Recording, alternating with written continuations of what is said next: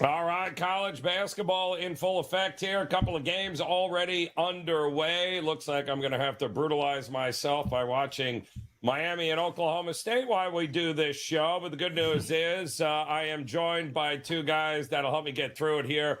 Double R1L, Steve Merrill, as well as Adam Trigger, ready to roll here. We got a couple of big games coming up tonight that we're going to want to talk about in some of these big tournaments that are taking place right now.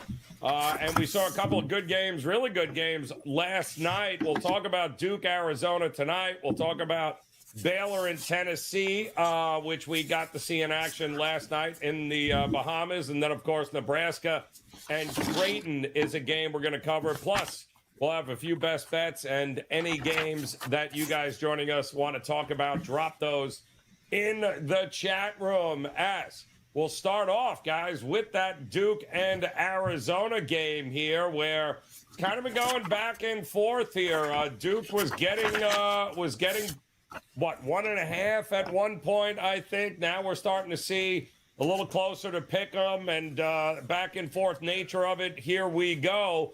The question is, last time we saw Duke, it didn't work out all that well, Merrill.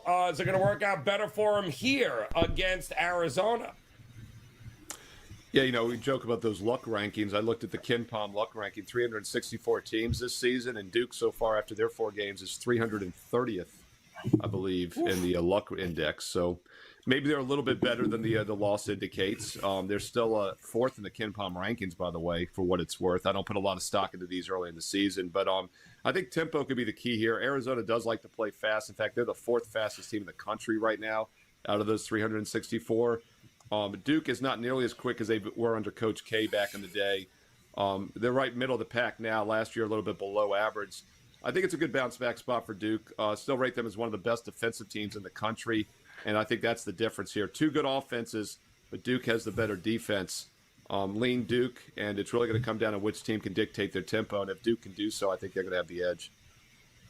Yeah, it certainly feels like it here, Trig. It feels like they've got enough scoring, this Duke team, in order to be able to pull this thing out late. It also feels like we're probably going to have enough possessions, and the points are coming in this game one way or the other. The question is, who do you trust to be able to score buckets late here? And there's not a whole lot to like about this Duke team. Do you think they bounce back after that letdown? Yeah, so I agree with every single thing Steve said. So I'm going to try to just expound on a couple of points that he made here. So this matchup very much favors Duke. The only angle you've got, in my opinion, with Arizona is the fact that they're the home team, right? Like if you put a ton of stock in that, tough, it's a true road game for Duke early this season. I mean, it's going to be a great atmosphere.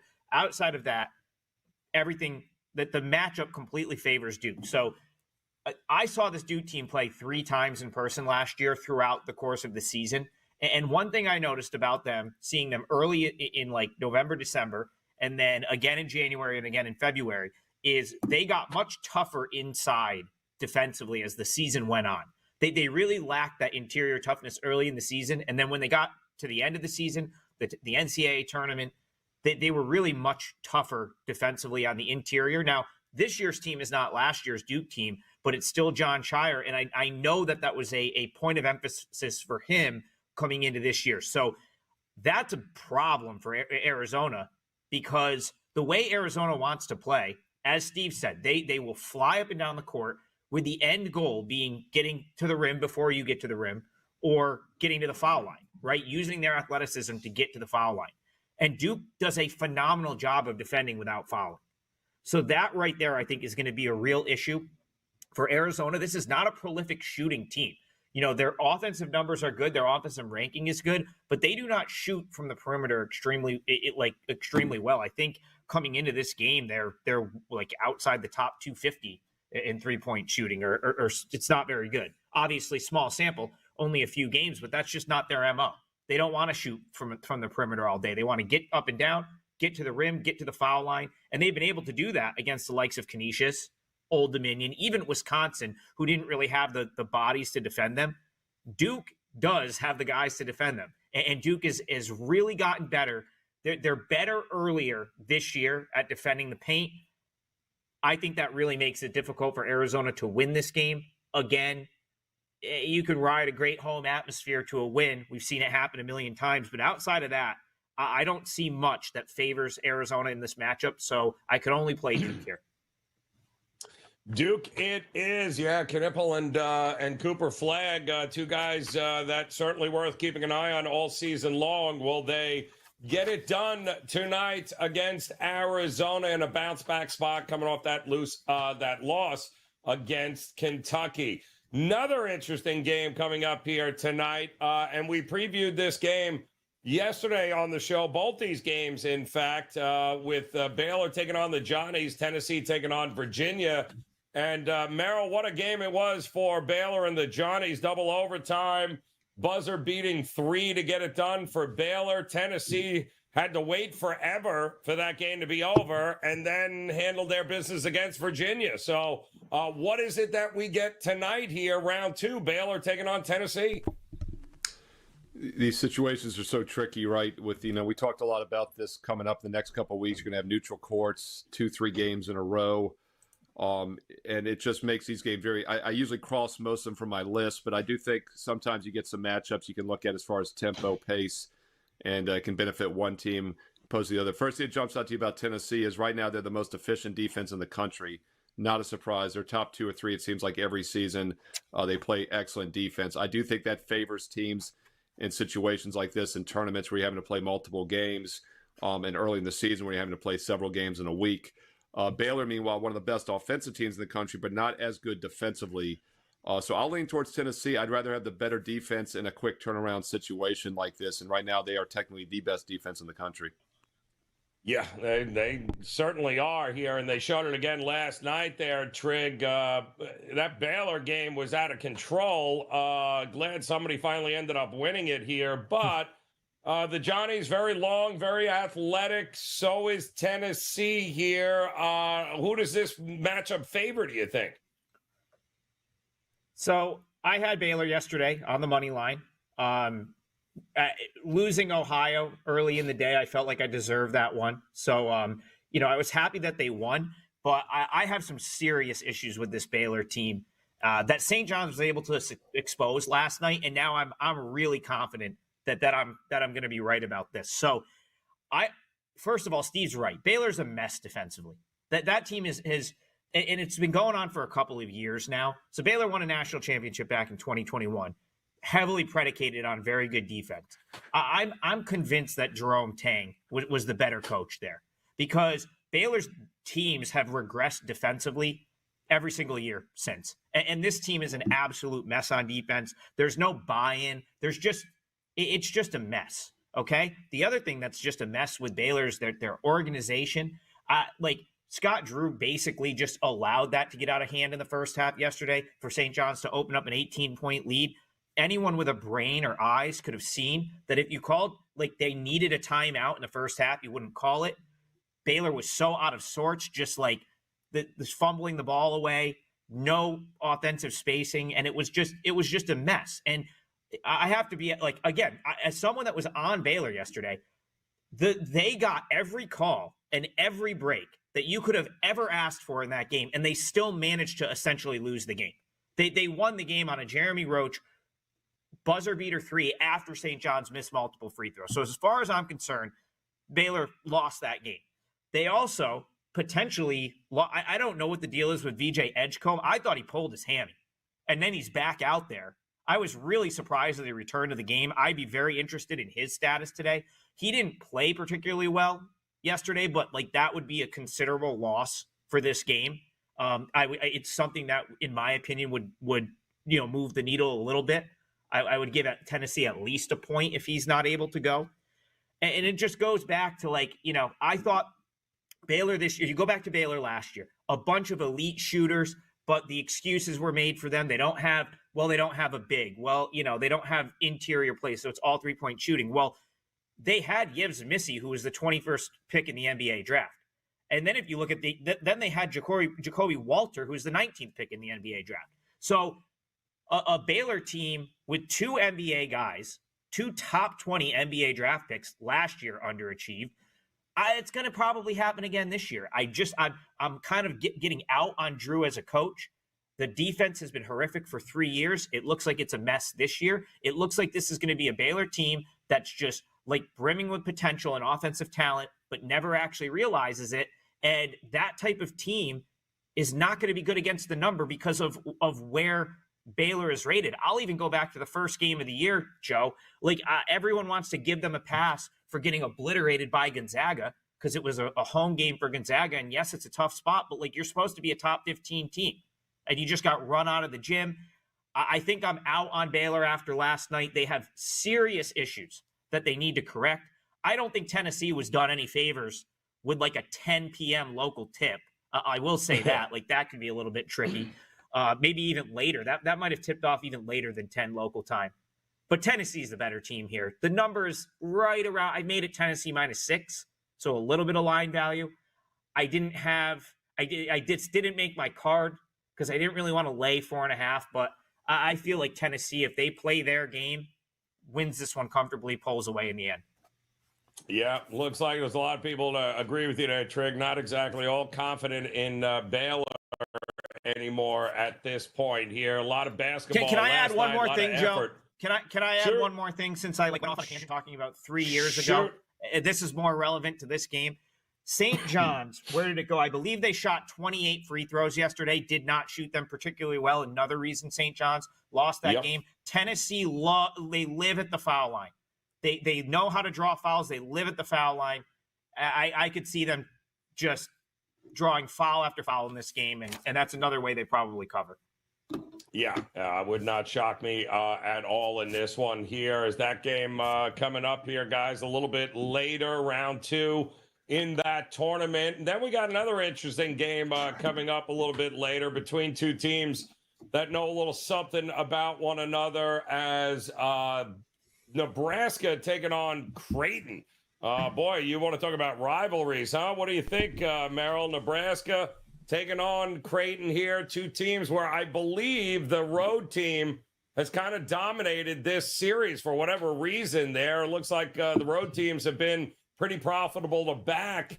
Are you leaning one way or the other in this game here? Could it be an over? Could it be more of a dogfight? What do you think we get? Yeah, I mean, that's obviously a rivalry, but you got to figure it's probably a bigger game for Creighton, right? You know, Nebraska's a football school, and then Creighton, you know, they make their name with the basketball team. And even though they're a good-sized favorite here, I think it's probably a bigger game for them still. Numbers a little pricey. I mean, 10.5 right now, you're going to have a substantial win here by Creighton, but I do think they're the better team on both ends of the court. Nebraska has a chance to contend defensively, not a huge difference defensively, but I think Creighton has a substantial offensive edge.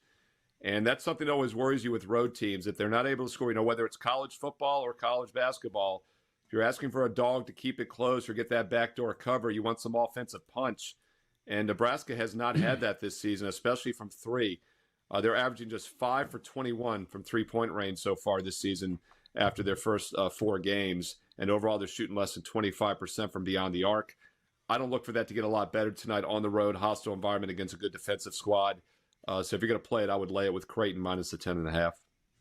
Yeah, road team has won 3 straight meetings. And also, Trig, I believe 3 straight unders here, which I guess would favor, well, I guess the road team in here getting what, 10, 11 points? How many are they getting now? It seems like this line just keeps growing here with Nebraska. Yeah, I think it's at 10.5. I made this number 10, so I don't see a ton of line value, but I'm pretty confident that Creighton is the right side in this game. I agree with Steve. So a couple of things. Obviously, you mentioned this is a home game. You know, we're in MTE time where a bunch of these are on neutral, but this game is in Omaha. So that's and like Steve said, that's a basketball city. That is, they will show out every time they play at home. So definite home court edge in this game for Creighton, even early in the season. The thing that tempts me the most here with Creighton, Joe, they are an elite shooting team. Shooting team. They were last year. They will be again this year. It's still Kalkbrenner and then guys playing around him. It's the same idea. And so far this season, they're shooting just 31.5% from three-point range. That is going to change at some point, and probably at some point very soon, because they're shooting 18th, or they're 18th in the country in field goal percentage, 52.3%. For whatever reason, the threes haven't fallen yet. But again, we're talking a handful of games. It's a small sample size. If they get hot from three, they're going to be up probably 25 points at halftime. So, like, it's going to be one of those games. I truly believe, like, if this is the game Creighton breaks out of their little mini three-point shooting slump, it's one of those games where you're looking at, like, where they're putting up, it's like 50-31 or something ridiculous like that, which we've seen Creighton do so many times, right? They always have a game or two where they're just lethal in the first half and they've got a 50 spot on the board at halftime. It feels like this could be that game. So when you're betting it, you could do this one of two ways. Like 10, I think 10 is probably the right number. I think even if Creighton doesn't play their best game, they could pull away and win by 10, maybe win by 11. So maybe it gets there in the end. I like Creighton first half here with the understanding that if you don't hit, that maybe you would come over the top and play the second half. And then just basically you're just betting on Creighton having like a very strong stretch at home for 20 minutes. If you get your money in the first half, get out of there, take your win, go bet one of the other trillion games on today. But if not, maybe you look at the second half, because now you'd be looking at a much more sort of palatable number for the full game if the first half doesn't get there. That being said, my gut says Creighton comes out firing, and if they're hitting those threes, it's a double-digit halftime lead. So I lean Creighton, whatever the first half line is. I think that's the way I would look at this game. All right, looking at Creighton in the first half to get it done. Again, road team's been pretty successful here the last couple of times out, and we'll see what happens in this one. Actually, a pretty darn good game. Getting ready to go a little bit later. And of course, guys, if you're joining us here for the first time, don't forget to hit that like button, hit that subscribe button. If you haven't done so already, you're in for a treat because what a panel we got here today. We have the one and only, and they're already clamoring for it there, Merrill, in the chat room, and you had to know it was coming. Bill Sandoval calling you right out and saying, let's go, Merrill.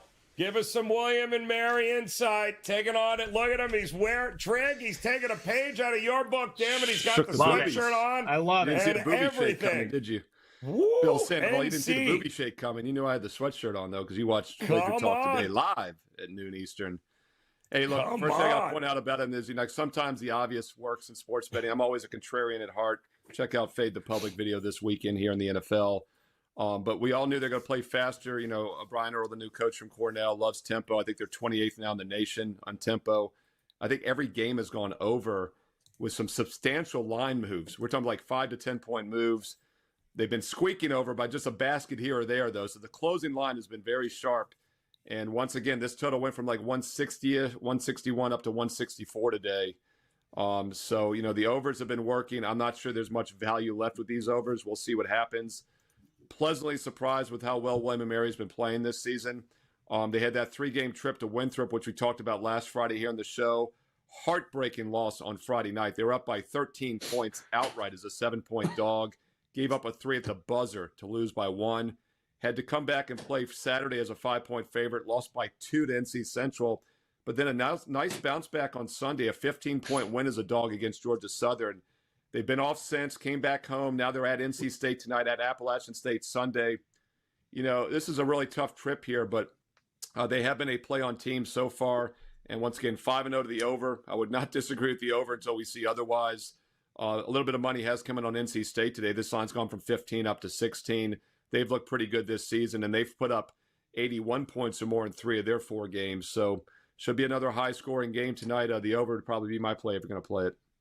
Oh, looking at the over here tonight, NC State and William and Mary. See, Bill, you asked and we answered here for you. And of course, if you have any other games that you guys might be interested in, wanting to hear about, go ahead, drop them in the chat room. We'll get to as many as we can here. And Trig, got a couple of other very interesting games coming on. I know, and I saw it in the chat room, that you weren't a big fan of Youngstown State maybe so much this year, but there seems to be a lot of people betting them as of late here. This is a game coming up in about an hour from now. And they are a 5.5, 6-point favorite here against Presbyterian. Youngstown State for you. It seems to be a lot of people like this team this year. Yeah, I'm not like you said. I don't like them this year in the respect that I'd be really surprised if they. So obviously the Youngstown State team from 2 years ago was the breakout year for them. Last year not quite as good, but I mean without Calhoun, they're not, in my opinion, the same team. I think that they, I actually was pretty surprised at the result yesterday. I did think Monmouth could have got them there. I thought that they would have hung around in that game.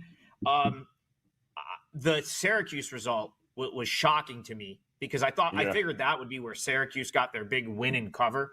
And that game actually doesn't really, the final score doesn't really do Youngstown State much justice because that was in double overtime. So you glance quick and you think, oh, a 9-point loss for Youngstown. That was in double overtime. So absolutely destroyed by Ohio State. I guess that's where I'm at on Youngstown State. When they play, when we get to Horizon League play, and now they're priced as there's serious haves and have-nots in that league. There has been for the last couple of years.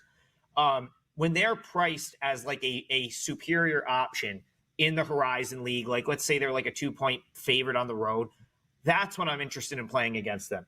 Early in the year against Presbyterian, not interested in fading them. Like I said, if I was going to take a shot against Youngstown, it would have been with Monmouth. It might be tomorrow with Stephen F. Austin.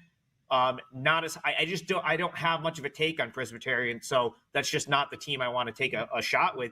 That being said, this is 3 games in 3 days. This one is down in Texas somewhere. I believe Stephen F. Austin is the host of this MTE because it's in Nacogdoches. Anyway, that's where Stephen F. Austin is. So now if you get, let's say you get Youngstown, they run out Presbyterian because they're just a little bit better. And now they've got back-to-back win and covers going into Sunday, which will now be a true road game for them. I'm sorry, going into Saturday, which would now be a true road game for them.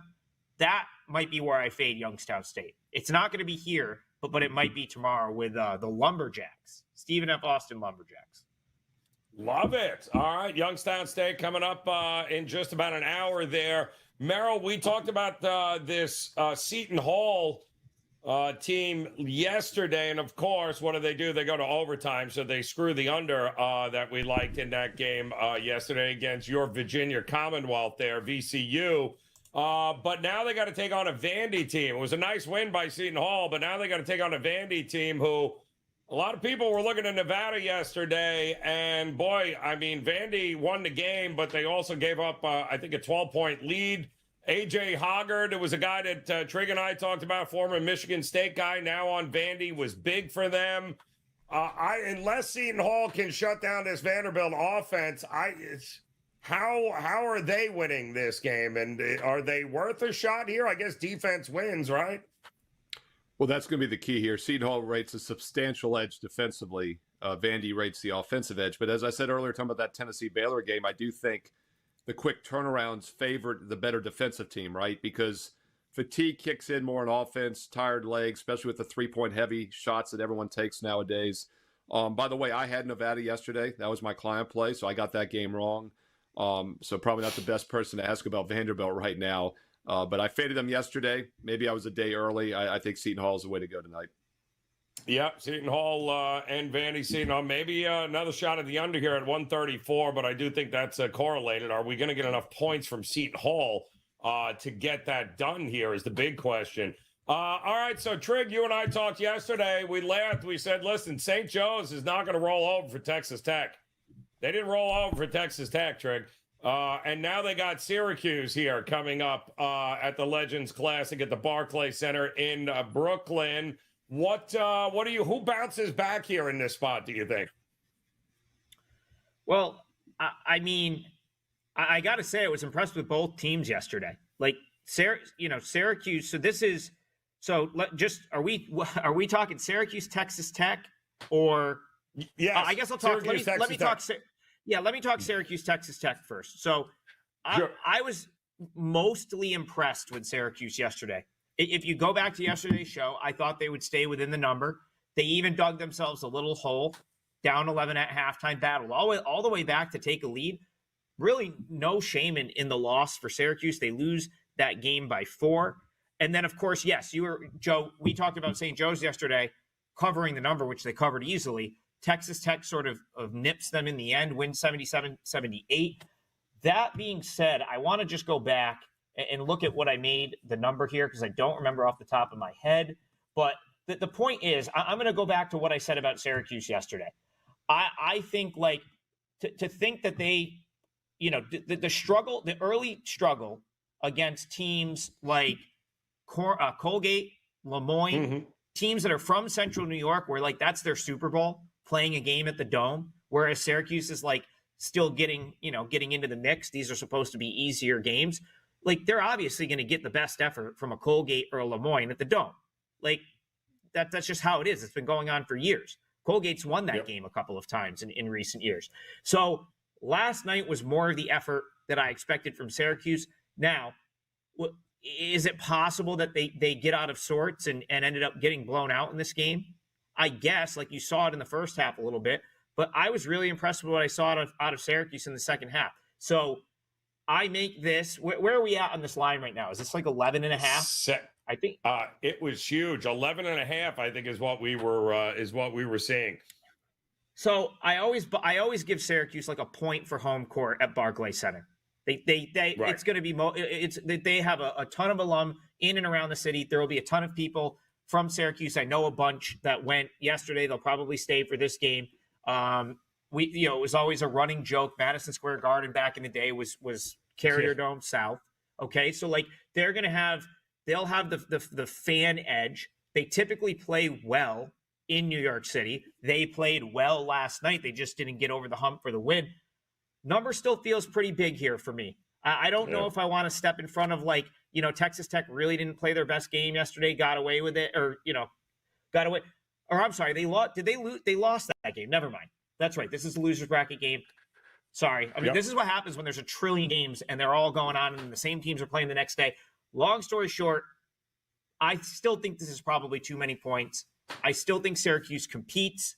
I don't know if they win, but I could see them losing by 8, 9, 10, 11 and a half. I think Syracuse is the right side.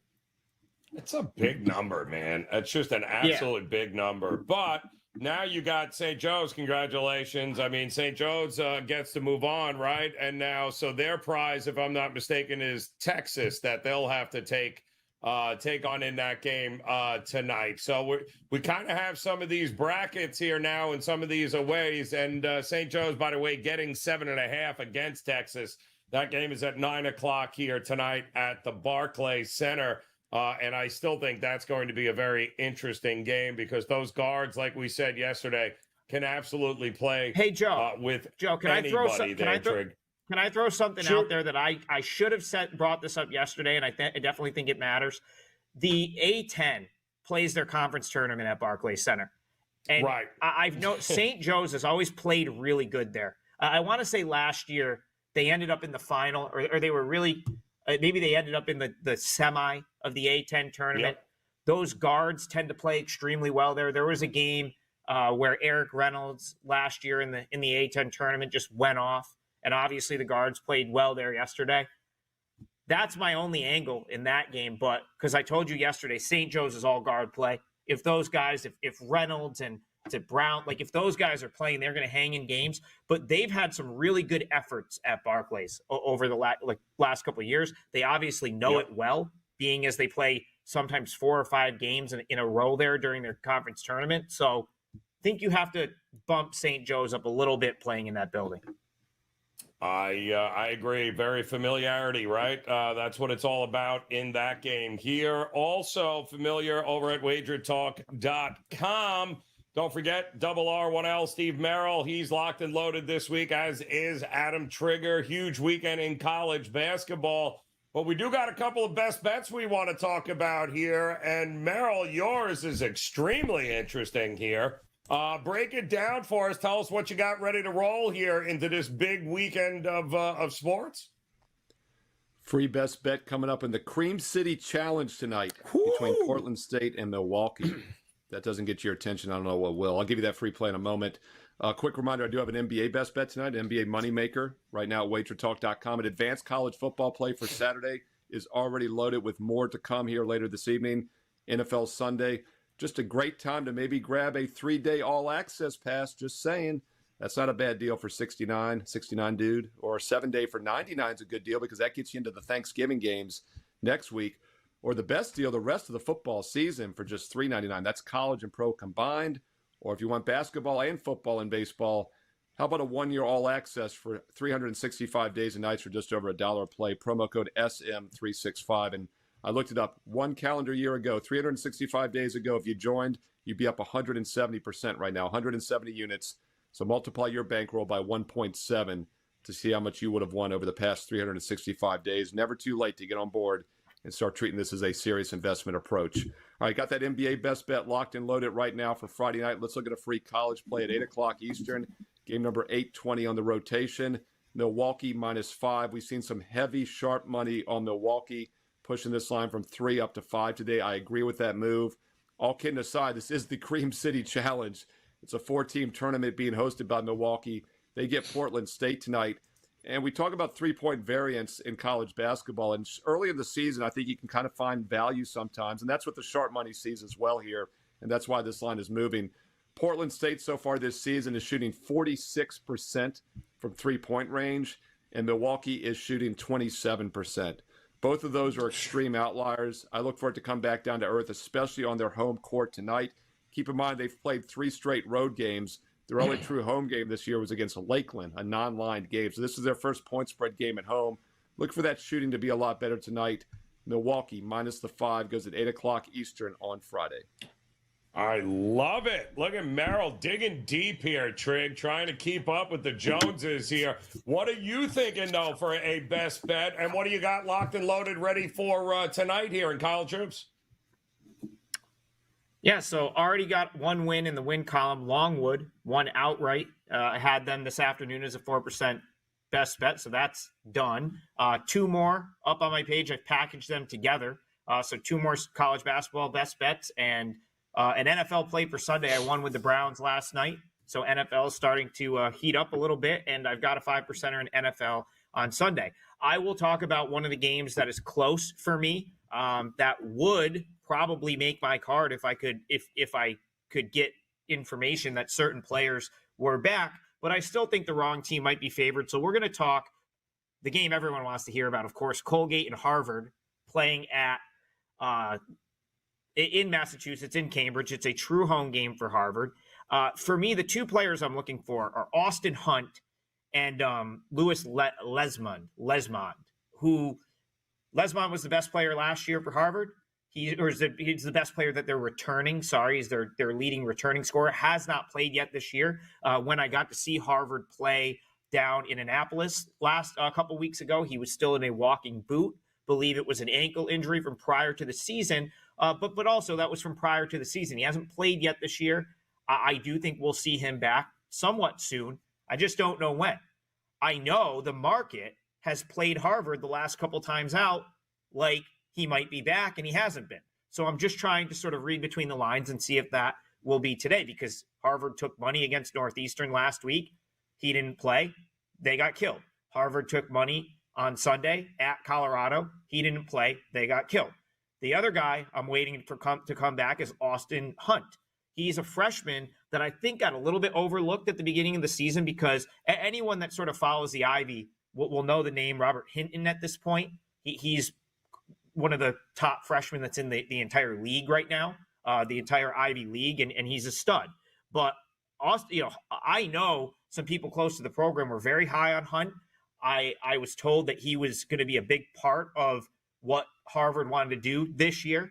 The game I went to down at Navy, he came off the bench, was well on his way to playing starters minutes, and then he limped off with a hamstring injury. We haven't seen him since. So those are the 2 guys. You might need to watch the broadcast here, Joe, and see if either is in the starting lineup. But I would 1,000% play Harvard if Lesmond or Hunt are back. And the reason I think Harvard could win anyway, Joe, Colgate just doesn't have talent this year. This school is 25 minutes from my house. I follow Colgate closely, and they've been a dynasty in the Patriot League for what's going on like 6 years now.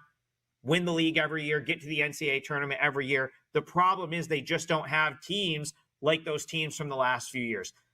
Braden Smith, who was their best player, leaves, transfers to Gonzaga to redshirt and sit out a year so he can play for Gonzaga next year. Huge loss. They also lose someone to Northeastern, another upperclassman. There's just no talent on this Colgate team this year, but they continue to get priced like the team that's won the Patriot League the last 6 years. So they're going to be a good team to fade. If I had the right guys in for Harvard, I'd 1,000% do it. Since I can't confirm it yet, it's not on my client card yet, but Harvard at home plus a what is it, plus 1.5? I feel like the wrong team's favored regardless. And if Harvard got healthy, I'd be on them without a doubt in this spot. All right, looking at Harvard there. All right, Merrill, one other game here that popped up, and this is right up your alley because we talk about this every show. If you look at Temple taking on Florida State tonight, and by the way, if you didn't know, Jamal Mashburn Jr. there, former New Mexico stud there, if I'm correct, Trig, transferred out, went to Temple to play in Philly, taking on Leonard Hamilton and Florida State. I'm showing, Merrill, that Temple is hitting nearly 42% of their threes this year, while Florida State can't hit water if they fell out of a boat in the three-point range. Something is going to give. So what do you do when you've got these two teams here where one is clearly shooting way over their grade? I mean, 42% from three-point range. They're top 20 in the country. And the Seminoles are hitting just 20%. Something's going to give here, right? Is this where we start looking at the regression monster in one of these games like this? Yeah, something I'll point out, though, the difference between this game and the free play I used is that Portland State's the road team and Milwaukee's playing their first real home game, and they're the team that's due to come back, right? Here it's the opposite, although this game's actually a neutral court. It's Mohegan Sun, so it's in Connecticut, so it's a road game for both teams. But Florida State's shooting really poorly this year in a weird, unusual arena like Mohegan Sun. I don't know if I trust that to all of a sudden get better, whereas Temple probably does cool off a little, like you said, shooting 42% this season overall. So maybe an under, if that's the case, if, Florida State doesn't heat up and Temple cools off, maybe the under 148.5. But in general, I'd like to see that home team that's struggling, the road team that's really hot, because I think that's where we start to see a reversion to the mean. The pit, right, Trig? You were out there in New Mexico. I'm just trying to figure out why did he leave New Mexico to go to Temple is interesting. That's an interesting transfer. Sure is. I'll say about Mohegan Sun, that's more of like it's not in the ballroom like in Bahamas. Like that's where the Connecticut Sun play. It's kind of like a mini NBA. It's not an NBA arena, but it's like a mini arena. I've been there a couple times. It's a good venue for basketball. I don't know what you make of that. But yeah, I mean, I think Florida State's awful this year. Like I did my ACC preview. There's 3 teams in the ACC that are just absolutely pathetic basketball teams, in my opinion. It's Boston College, Florida State, and I wouldn't be surprised if NC State joins them at some point. We talked, I hope so. Steve mentioned William and Mary. Like, and NC State's bad this year.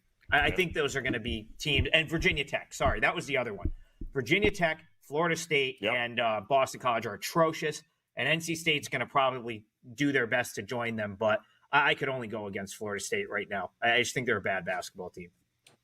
Yeah, well, Temple is going to be a one-man show. If they can stop Mashburn, they got a good chance of winning this game. But who knows?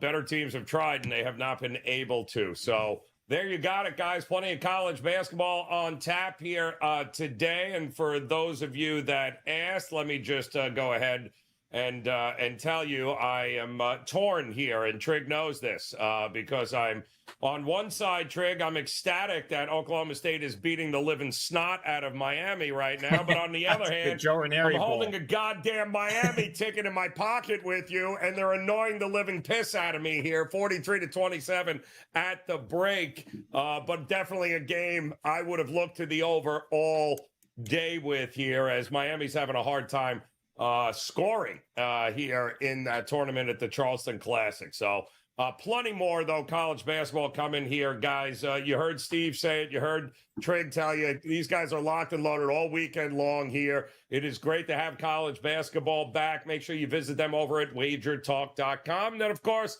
make sure you come back and join us here in just about 30 minutes or so. We will have the NBA tip-off show ready for you as we get ready for week number 2, another Friday for the NBA Cup. With a slate of 9 games, I believe, on tap. We're going to break those down for you, so don't go anywhere. Hit that like button, hit the subscribe button, become part of that Wager Talk TV family, and come back and join us again next week. Another week, holiday week, in fact, for some college basketball, and we'll have you covered here on the College Basketball Tip-Off Show. Best of luck with your plays, guys. We'll see you for the NBA tip-off in about 30 minutes. Good luck.